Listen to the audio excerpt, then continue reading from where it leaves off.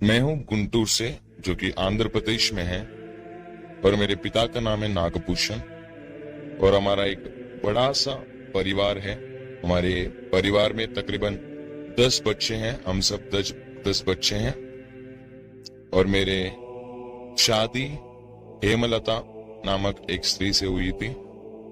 और मैं शुक्र करता हूँ कि प्रभु ने मुझे ऐसे माता पिता दिए और ऐसे पत्नी दिए जो लोग मेरे लिए प्रार्थना करते रहे।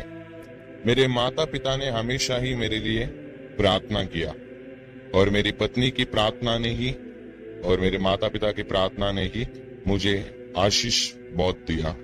जैसे कि मैं कुछ नहीं था उस समय पर, बस मैं कॉलेज से ही था। उस समय पर ही परमेश्वर ने मुझे एसआई बनाया था। सो फिर जब मैं एसआई बन गया था, मैं कई सारे अच्छे काम कर रहा था। और एक समय पर जब मुझे जाना पड़ा हैदराबाद में काम के लिए ही, तो फिर मैं हैदराबाद से खम्मम गया, और खम्मम से कहीं और जाना था। तो फिर मैं सफर कर रहा था, और जब ड्राइवर हमारा कार में बैठा था, उसने बोला कि आज मेरा सेहत बहुत ज्यादा बिगड़ गया है और मुझे बहुत नींद आ रहा है करके। तो मैंने बोला कि चलो फिर ठीक है, आज मैं गाड़ी चलाता हूँ करके मैं उसको बोला पीछे बैठने, और मैं गाड़ी चलाने लगा। और जब मैं गाड़ी चला रहा था, कहीं ना कहीं एक ऐसा फील हो रहा था, मुझे एक ऐसा महसूस हो रहा कि कुछ ना कुछ बुरी बात होने वाला है, कुछ ना कुछ डरावना चीज होने वाला है करके लग रहा था। तो फिर उसी पल के कुछ ही समय में एक दर्दनाक दुर्घटना हो गया। वहीं पर एक्सीडेंट हो गया। जब एक्सीडेंट हो गया तो मैं नीचे पड़ा और मैं पूरी तरीके से अनकॉन्शियस हो गया। मैं होश में नहीं था। और उस एक्सीडेंट के बाद मेरे हालात जो है पूरी तरीके से वहां पर रोड पे पड़कर, जैसे ही मैं बेहोश हो गया था, उस समय पर ही मैं एक दर्शन देखने लगा। उस दर्शन में मैं अपनी पत्नी को देख रहा हूँ, मेरे कई सारे पापों को देख रहा हूँ, जो पाप मैं जब मैं पुलिस था उस समय पर रहकर जो भी मैंने पाप किए थे, या फिर जो भी पिछले समय के जो भी पाप है, वो सारे पाप मुझे याद आ रहे थे। और वो मुझे पूरी तरीके से एक ऐसे दिशा पर ले गई कि अब मुझे कोई आशा नहीं है, अब मैं जी नहीं सकता, ऐसी एक आशा रही। और इसी समय पर मैं प्रभु से ये कहने लगा कि प्रभु प्लीज आप मुझे जिंदा रखें, और आप मुझे जिंदा रखें ताकि मैं आपके काम कर सकूं, मैं आपका गवाही बनकर रहूंगा और इस दुनिया भर में मैं आपका प्रचार करूंगा करके मैं प्रभु को कहा। जब मैंने ऐसे दर्शन में ही ये बात जब कहा, क्योंकि मैं ऑलरेडी कोमा में था, मैं वहां पर एक्सीडेंट होकर जैसे मैं गिरा, खून में गिरा था पूरा, मैं मुझे लेकर गया हॉस्पिटल में। और जब लेकर गए तो फिर मैं कोमा में था करके डॉक्टर ने डिक्लेयर किया। फिर उसके बाद से ही जब डिक्लेयर हुआ था, उस समय पर पूरा समय पर मैं दर्शन में ही था। मैं दर्शन देख रहा था, मैं प्रभु को प्रार्थना कर रहा था, मैं प्रभु से कह रहा था कि प्रभु आप मुझे जिंदा रखें, तब मैं आपका काम करूंगा, आपका सेवा करूंगा, आपका गवाही बनूंगा करके मैं प्रभु से ही कह रहा था। और डॉक्टर ने मेरे पास आया और अचानक से मेरे आंखें खुल गए। और डॉक्टर से मैंने पूछा कि क्या हुआ क्या हुआ। तो डॉक्टर ने बोला कि आपको एक्सीडेंट हुआ है, ऐसा करके। तो फिर वापस डॉक्टर लोगों ने मुझे दूसरे हॉस्पिटल में बोले कि ले जाने के लिए, वहां पर ऑपरेशन के लिए। तो वो डॉक्टर भी मेरे साथ एम्बुलेंस में बैठकर चल रहे थे। जब जा रहे थे हम एम्बुलेंस में, तो धीरे धीरे मेरा जो पेट था वो अधिकतर बढ़ता गया। और जब बहुत तेजी से वो बढ़ रहा था, सूज रहा था, उस समय पर डॉक्टर बहुत ज्यादा उस चीज को लेकर परवाह कर रहे थे। उनको बहुत तकलीफ हो रहा था और उन्होंने मेरे परिवार को बताया, और मैंने मना कर रहा था उनको बताने से, क्योंकि मेरे परिवार मुझसे बहुत प्यार करते हैं, मेरी पत्नी मुझसे बहुत प्यार करती है। मैं सोचा कि अगर उनको पता चलेगा तो वो मर ही जाएंगे करके मैं सोच रहा था। ऐसे समय पर डॉक्टर ने फिर भी मेरे परिवार को जब बताया तो वो रोते हुए आए, क्योंकि ऑलरेडी मैं जब मेरा एक्सीडेंट हो गया तो न्यूज चैनलों में चलने लगा, सभी पत्रकार लोग सवाल जवाब करने लगे, तो कहने लगे, तो लोगों को पता चला कि फलाना पुलिसकर्मी का एक्सीडेंट हुआ है इस जगह पर, तो लोग वैसे ही बहुत ज्यादा आ रहे थे और मेरे बच्चे और मेरी पत्नी बहुत रो रही थी।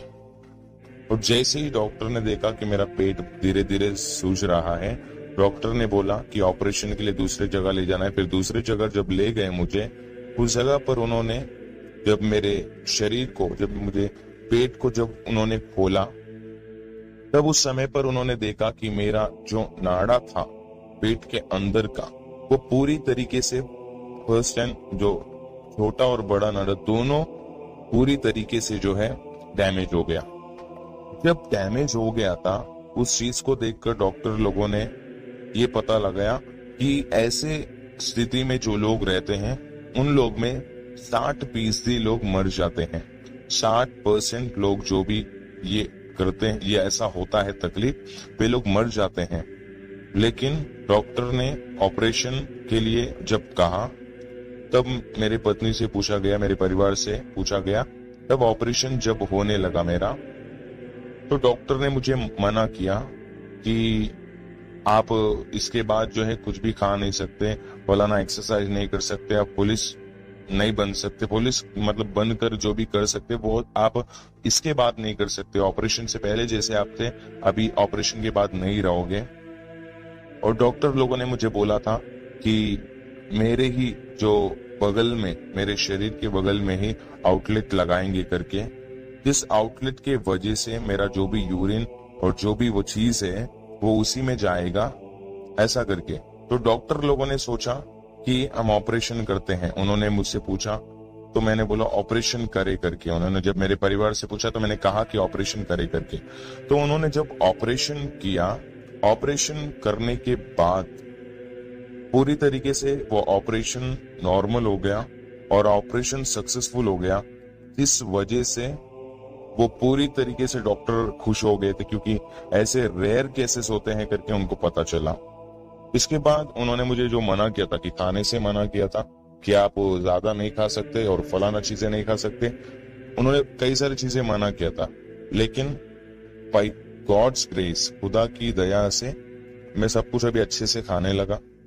और डॉक्टर मना कर रहे थे कि आप ज्यादा भाग नहीं सकते हो और ज्यादा आप एक्सरसाइज नहीं कर सकते हो करके, लेकिन खुदा ने ऐसा चमत्कार किया कि मैं ऑपरेशन से पहले जब 10 किलोमीटर भागता था, लेकिन मैं अभी ऑपरेशन के बाद 20 किलोमीटर भागने लगा, क्योंकि मेरा अभी उम्र है 58 और मेरे बच्चे भी हैं जिनका शादी हो गया और उनके बच्चे भी है, यानी कि मैं एक दादाजी के समान हूं।